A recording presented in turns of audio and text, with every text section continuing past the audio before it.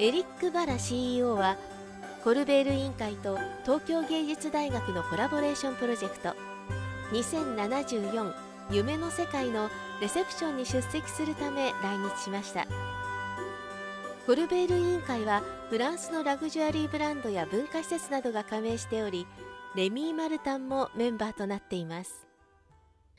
コルベール委員会とはどのような組織ですか？ We are one of them. We like to say we embody the French art de vivre, which is also indeed what Comité Colbert is doing. I think fashion is contributing to it, as well as drinks, as well as food. So we are part of it and very proud of being part of it, which is also why indeed we have been for decades a member of the Comité Colbert. Indeed. ファッション業界にいたそうですが、ファッションとお酒、業界の違いなどは感じられますか？ So first, I think there is a lot in common, and there are also many differences. What is in common is that it is a brand business, and we are also in the luxury of the spirits business. So I think that was interesting for me because there was a lot I could bring from my past experience. At the same time, it is very different. And this is very interesting when you are in your 40s to be given the opportunity to start a new career and to discover new things. What is very different in the wine and spirits business, it is three things. I'll try to make it short, but so first thing is the fact that in wine and spirits, the relationship to time is very different. In fashion, you change collection every 6 months, while our products are long-lasting. That's one thing. Second thing is in wine and spirits, you have no direct relationship with the client because you sell to distributors. But I think it is very important to develop a client-centric culture, though. And there is a third thing that to me differs is that when you are in fashion, you are design-driven. And so basically, you design your clothing, and you sell it worldwide. You kind of not dictate, but inspire the client of what he will be willing to wear. While in wine and spirits, you need to have a deep understanding of the local culture because you need to understand how the products are consumed. So these are three big differences. What did I change since I joined? So first, I think it's important to understand that my job is also to make sure things don't change. I am also passing on for the next generation. So my job is also to preserve the know-how, to preserve everything that made us since 300 years. But also we survived because we managed to change over time, to adapt.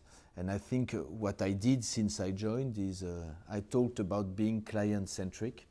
I think I've been working on developing a client-centric culture within Rémy Martin.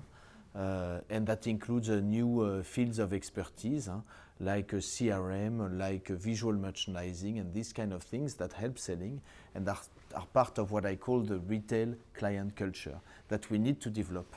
That's one thing. And second thing is how do we address the millennials? And so here we started communicating while we were very discreet, and instead of communicating only about us, we started talking about them, about our clients, with the One Life Live Them campaign, for instance. 日本の市場をどのようにご覧になっていますか？ So there is the overall trend, then the trend of cognacs and the trend of our brand. I think what is very interesting in Japan is that it is a small market for cognacs compared to what it was a few decades ago, and the market is not particularly dynamic. But at the same time, I believe that there is room for growth for a brand like ours. I think it's a market which has a real sensitivity to wines. They have a good wine culture, the people, so they can understand Rémy Martin because we are made of grapes, we are made of wines, distilled wines, but it is wines. It's also a brown spirit country with a lot of whiskies. So people have a good understanding of aging and blending.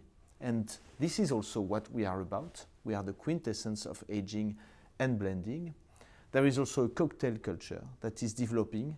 So I saw the market as small today. I see it as small, not growing quickly yet, but with a real and interesting potential. And it is also a strategic market for us because Japan is very important for the rest of Asia. レミー・マルタンの特徴、こだわりはどんなところですか？ There is one specificity with Rémy Martin, which is that our grapes come from two crus, terroirs, Petite and Grande Champagne. And those crus, they have one specificity, is that the eau de vie that come from these crus, they age particularly well. So I think what distinguishes us is the very good aging potential of our products. The older they get, the more harmonious they are. Which is why we are not looking at selling entry price point products. We even stopped VS, and which is why our focus is much more on products like XO. XO being for me the perfect age for the best expression of our cru. XO for me is the quintessence of who we are. It's 10 years and above, and this is for me the best age to test Fine Champagne. XO is an icon for us. The shape of the decanter also is very iconic. It's a new shape, we changed it last year. It's an evolution of the previous one. Bonjour, mon nom est Éric Vallat, je suis le directeur général de Rémy Martin. C'est avec plaisir que je lève mon verre de Rémy Martin XO à la santé du Japon et des Japonais.